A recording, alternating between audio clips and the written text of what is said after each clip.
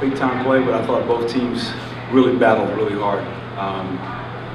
Ryan's done a tremendous job with that group this year. Obviously, they had a complete turnaround, and we knew it was going to be a tough game, and it was going to be a very hard-fought game, and we feel very fortunate to win. But again, congratulations to Ryan and his guys. They played extremely hard, like I knew they would, and just lucky we had this guy here to make that play at the end.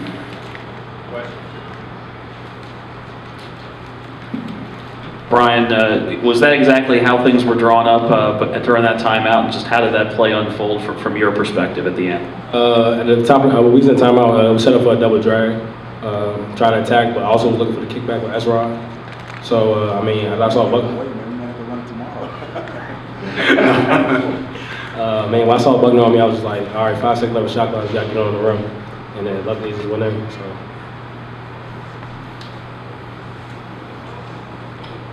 All right, just talk about the last minute or so.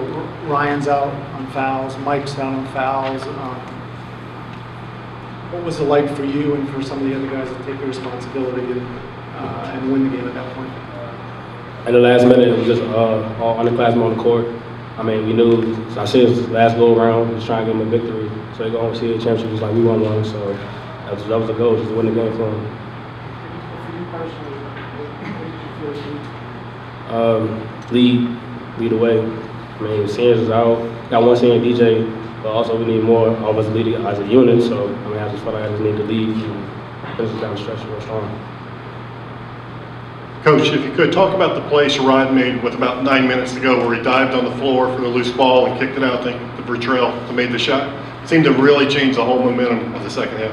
We felt like we were playing pretty good defense and we were getting some opportunities, but we were just a little careless in transition. And you just made a great hustle play. He dove on the floor, secured the ball, and made a solid pass, which we weren't really doing much up until that point. I thought in the last 9 minutes or so, we did a much better job of getting shots on the rim. For both Paul and Mike, it's yet another really close game down to the wire. It feels like you probably had about 15 of them this year. Are you guys used to it at this point, or is it something that you just as soon not deal with going forward here? Yeah, we've had a lot of close games, but for me, this one was much different. Just having me and Ryan both fouled out and knowing you have to depend on your team, and on the sideline, I was over there my head was just going crazy. It was definitely different from any other situation where it's lose and go home. So I'm just glad my team is just so deep and was able to put it home for all of us. One of the things we've done well all year is execute in the last 4 minutes. And it's interesting because I've heard so much about all these close games. I actually went through the games today before in the locker room, and we actually won quite a few by double figures, but I still take 24 tight ones any day of the week. But we do a good job executing the last 4 minutes. I don't know if it's because of practice or because of Mike's basketball IQ and Ryan's ability to finish plays, but without them on the floor, it's nice to see Sherrod and John Arledge really execute what we wanted to do. John probably set his best screen of the year. He set a great screen, and Bryon made a great read. He came around that corner, saw that opportunity, and just attacked the basket.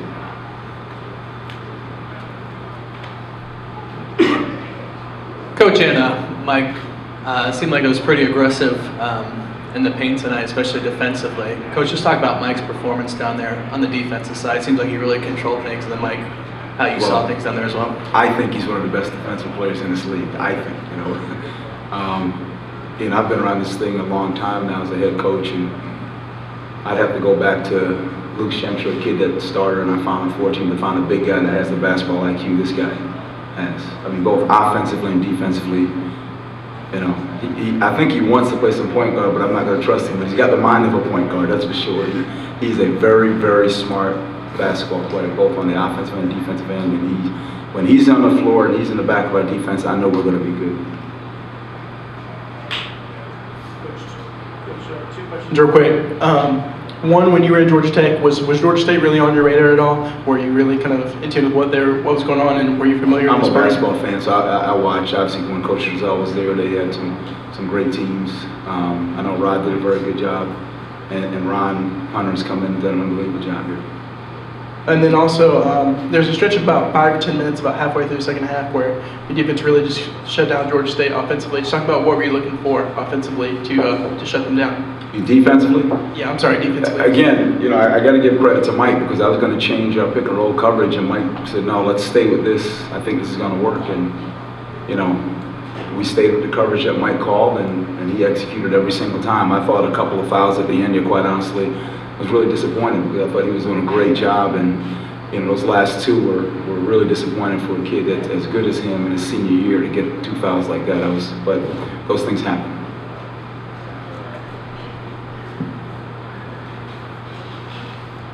Mike, I know this game has just ended, but VCU is coming up again.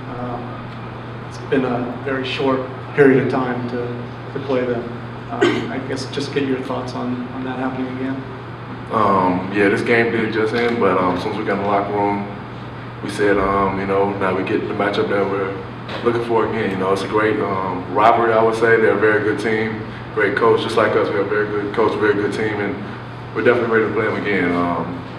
We won at home, they won at home now.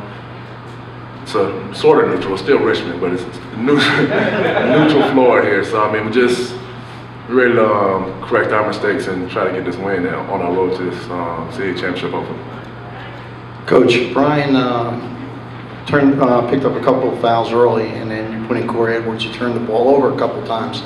Got Bryan back in. What did you do to coach up Corey? Because he really did a heck of a job for you in the first half. It's a freshman, you know, those things happen. His first tournament game, and sure his heart was racing, you know, pretty good. But sometimes you just need to sit down, take a look, take a deep breath, and get back in there. And I've said all year about Corey, he's got a lot of courage. That's why sometimes he'll take some chances. And as he gets older and sees the floor, sees a little more clear, he's going to make some really big time plays. But he's got a lot of courage, that kid. And it wasn't a matter of coaching him up, it was just a matter of him letting him catch his breath a little bit. Both Coach and Bryan, you guys have the player of the year on your team, but this guy sitting next to you here was your emotional leader tonight. Can you talk about what he does for you guys emotionally? You know what?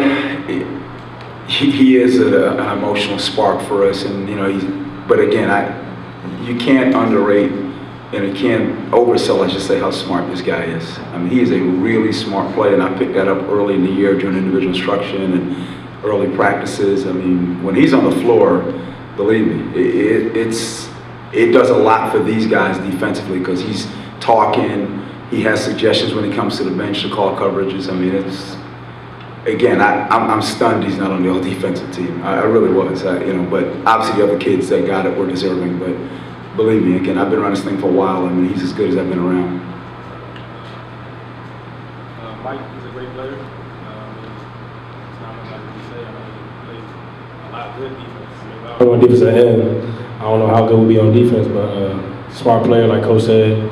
He's very talkative, very loud, active. And he just gets us hype on defense, and we just be ready to play. Coach, Sherrod Wright's 10 points all came in the second half. What did you say to him at halftime and on the bench? And does he usually do that dunk in practice like he did on the court tonight? He's had a few of those. He's had a few of those.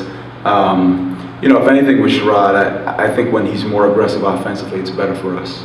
I thought in the first half he was a little tentative, wasn't really searching for a shot as much as I like. But I mean, he's a good player. I mean, he's had a great second half. I think he's averaging almost 13 points a game. He's one of those rare guys that shoots 50 from the floor, 40 from three, and 90 from the foul line. I mean, you find a guy like that, yeah, he's a very good offensive player. Again, I would hope maybe tomorrow maybe gets off to a little more aggressive start, searching for a shot a little bit more.